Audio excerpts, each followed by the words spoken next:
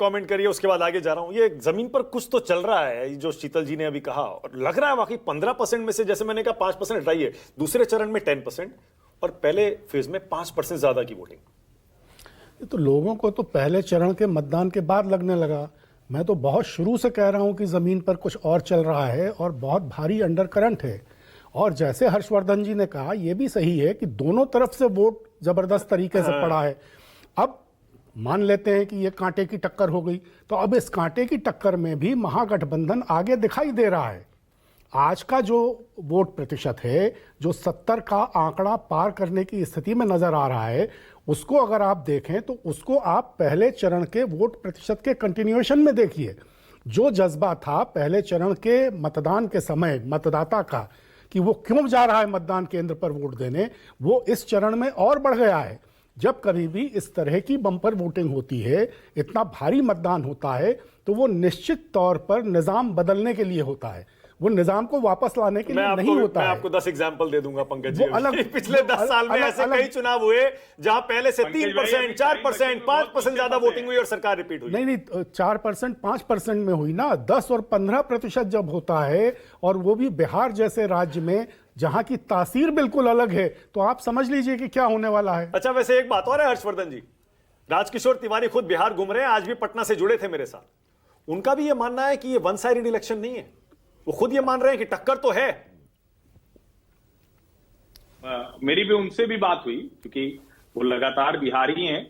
वो भी कह रहे थे कि टक्कर है। उसके देखिए, एक बात आप समझिए, मैं जब ये चुनाव शुरू हुआ था, या कहीं शुरू भी 6 महीने पहले, तो मैंने कहा था कि ये चुनाव तेजस्वी यादव का है, इर्द गिर्द है उनके। और बड़ी मतलब आपको अगर ध्यान में हो तो बहुत स्पष्टता से मैंने कहा था, 2020 में जैसे तेजस्वी चुनाव हारे थे, एक बड़ा वर्ग था जिसको लग रहा था कि यार ये क्या बात हुई, हार गए।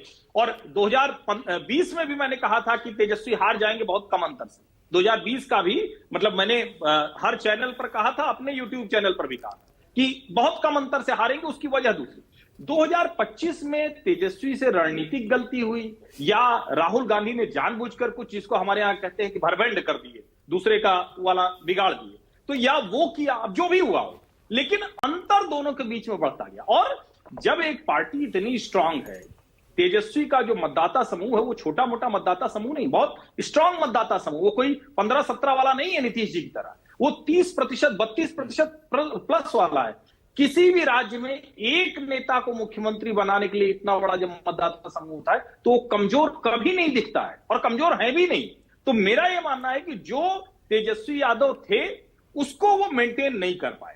तेजस्वी यादव स्लिप कर गए, और स्लिप कितना किए हैं अब तो कोई ऐसा अनुमान लगाने का अवसर नहीं है। अभी तो एग्जिट पोल आने जा रहा है, जैसा आप लोग दिखाएंगे। लेकिन मेरा यह मानना है कि वो भारी स्लिप कर गए, और बाद में आप देखिए जिस तरह से उनको कहना पड़ गया 30,000 खाते में डाल देंगे एक साथ, पता नहीं क्या क्या। तो वो क्या है ना, उनको लगा कि 10,000 वाला तो हिट कर गया, लोगों के खाते में चला गया। और कई लोग ये कह रहे हैं कि मुस्लिम तो नहीं, मुस्लिम वाले मैं सहमत नहीं होता हूं। कई मतलब समीक्षक ये भी कह रहे हैं कि मुस्लिम घरों की महिलाएं भी नीतीश जी को दे देंगे, हालांकि मैं वो कतई नहीं मानता हूं। लेकिन यादव महिलाएं बहुत सी हैं जो अपने परिवार के विरुद्ध जाकर नीतीश जी को वोट कर रही हैं। और पहली बार मैंने देखा कि बिहार के चुनाव में ये जो 10,000 वाला हुआ ना, लोग मोदी नीतीश का एक साथ नाम लेते दिखे। इसके पहले मोदी का नाम विधानसभा चुनाव में इस तरह से नहीं लिया जाता था जिस तरह से इस बार लिया जा रहा। और उस पर क्या हुआ, इतलौकी तुझे नीम चढ़ी, वो कट्टा और रंगदार कहोगी तो गंवार कहोगी, जाने क्या क्या आ गया। अब आप उसमें कुछ भी सफाई दीजिए, लेकिन जब इस तरह के नैरेटिव, और चुनाव तो नैरेटिव का ही होता है ना, आप भी तो वही करते हैं कि आप कम्युनल हैं, ये है वो, तो दोनों तरफ से वो कोशिश हुई। उसमें मुझे लगता है कि तेजस्वी कहीं ना कहीं स्लिप कर गए। ठीक है, नवल किशोर।